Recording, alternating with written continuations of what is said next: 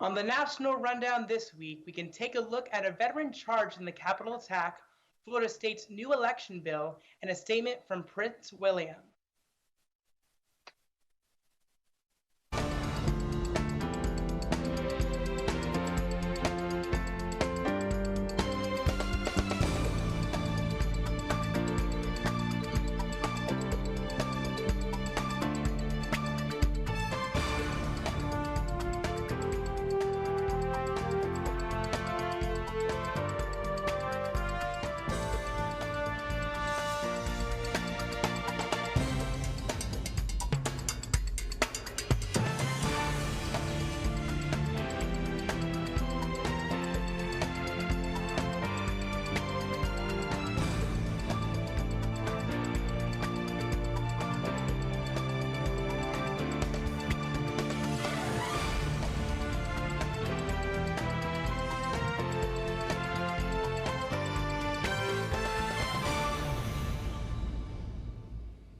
Welcome to the National Rundown. I'm Joel Vasquez. A lot of headlining news. First up, today a veteran was charged in his actions in the Capitol riots. John Andrews, the man charged, served in the Marine Corps from 2004 to 2009.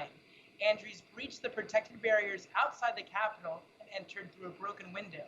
Andrews has pleaded not guilty to 5 federal crimes: entering a restricted building, disorderly conduct, violent entry into a Capitol, and impeding passage through the Capitol, and unlawful demonstration.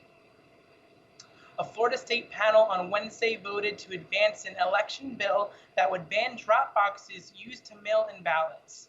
There has been some pushback from the other local election supervisors. The decision has come as state lawmakers across the country are pushing to change election procedures after the events of the 2020 election. The bill will next make its way to the Senate Rules Committee for its next hearing. Earlier today, Mississippi Governor Tate Reeves signed the Mississippi Fairness Act into effect, a bill that will prohibit transgender student athletes from participating in school sports in accordance with their gender identity. Multiple activists and leaders have come out in full support of transgender students in facing this discrimination. Officials like President Biden believe that it is unconstitutional for transgender rights. And a new forecast from the CDC expects COVID-19 deaths to continue to decline over the next 4 weeks. This, as an agency says, about 10% of Americans have been fully vaccinated so far. Chris Martinez has the latest from Los Angeles. FEMA opened a COVID vaccination site in Greensboro, North Carolina Wednesday. The facility is expected to administer 3,000 doses a day. As more people get vaccinated, some states are loosening eligibility. Alaska is now the first state to make the vaccine available to anyone over 16. We have a real good possibility of hitting herd immunity before any other state. And New York is now lowering the eligibility age to 60. That's good news for so many hundreds of thousands of New Yorkers. Texas lifted its mask mandate Wednesday, citing improved conditions. But the head of the CDC says she's concerned about the move, with only about 10% of Americans fully vaccinated. We must remain vigilant as we work to scale up our vaccination efforts across this country. Here in Los Angeles, the nation's second largest school district has reached a tentative deal with teachers to return to in-person learning next month. For students like 11-year-old Mikai Allen, it's not soon enough. This school year was a major problem. To him, it feels like no one cares. The school district says it's spent more than $1 billion since the pandemic started on upgrades, including to the air filtration systems. Chris Martinez, CBS News, Los Angeles. When we come back, more on the latest headlines. Stay with us. Sorry about that. No, I've been staying at my dad's place because of everything. Where are we going? He's good. Yeah, I know, we keep missing each other. I've been working out of my dad's house, doing some reading. I should be working out more. I just feel like I'm drowning. Navigating these times can be tough, but while you care for your loved one, you also need to care for yourself. Go to aarp.org/caregiving for free mental health and self-help tips.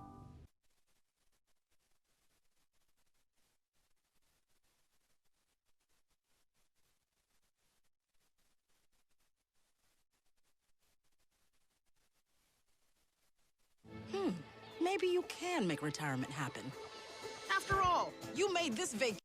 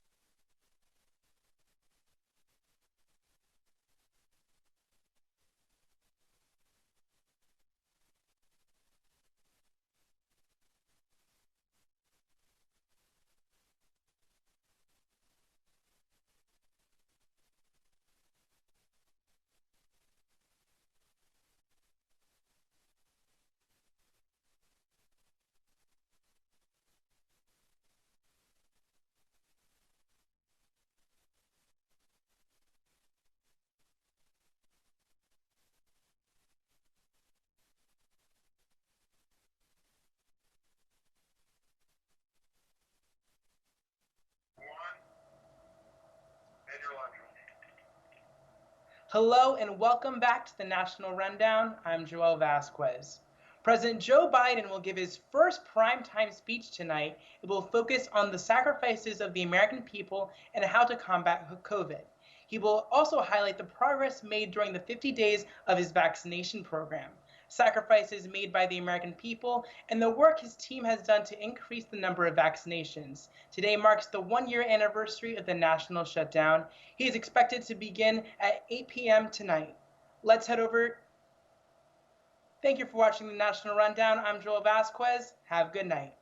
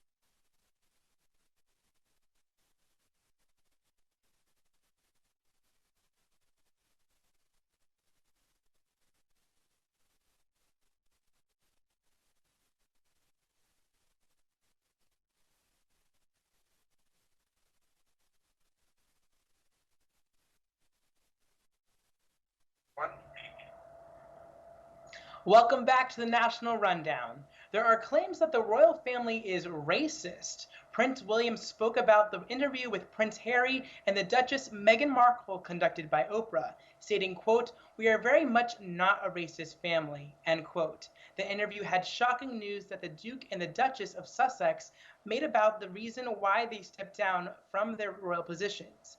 We found out that there were conversations in the royal household about how dark Meghan's skin color would be when the baby was born. Prince William definitely had words to say about the interview. Bristol Mountain Ski Resort in Canaguna, New York, there was a 14-year-old girl dangling just by her coat from a ski lift chair. Thankfully, the resort's ski patrol responded fast and they rescued her to safety. A witness, Noah Wilson, said, quote, "She was okay, she wasn't injured, she was able to stand up and walk away," end quote.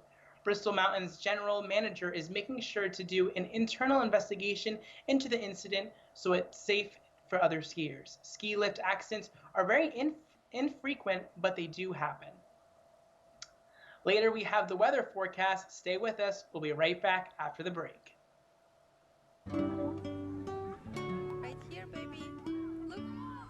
Uma. Noah. Something more than a birthday is happening here. Once you can see it, you can help. The sooner you recognize the signs of autism, the sooner you can make a lifetime of difference for your child. Start by answering a few simple questions at screenforautism.org. Welcome back to the National Rundown. I'm Joel Vasquez.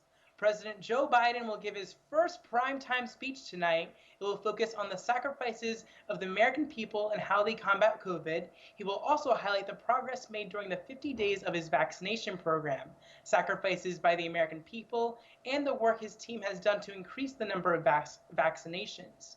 Today marks the 1-year anniversary of the nationwide shutdown. He is expected to begin at 8 p.m. Next, let's head over to Nick with entertainment. Recently, this past week, headlines were made after Meghan Markle, wife of Prince Harry, opened up about her dark memories with the royal family. Markle spoke to Oprah Winfrey in a tell-all interview about her recent struggles with mental disabilities, dealing with depression and suicidal thoughts. Markle spoke about being looked down upon and spoke about how the royal family treated her and how she did not want to have a dark baby.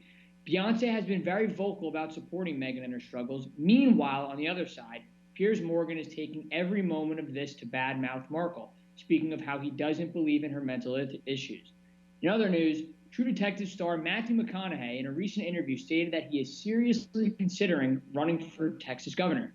McConaughey stated, quote, "I'm looking into it now and again. What's my leadership?" he said, "because I do think I have some things to teach and share, and what is my role? What's my category in the next chapter of my life?"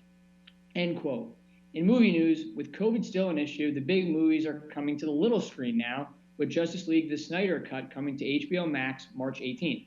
Also coming to HBO Max, another big blockbuster film, Godzilla vs. Kong, on March 24th. That's it for the entertainment news. Now back to the desk.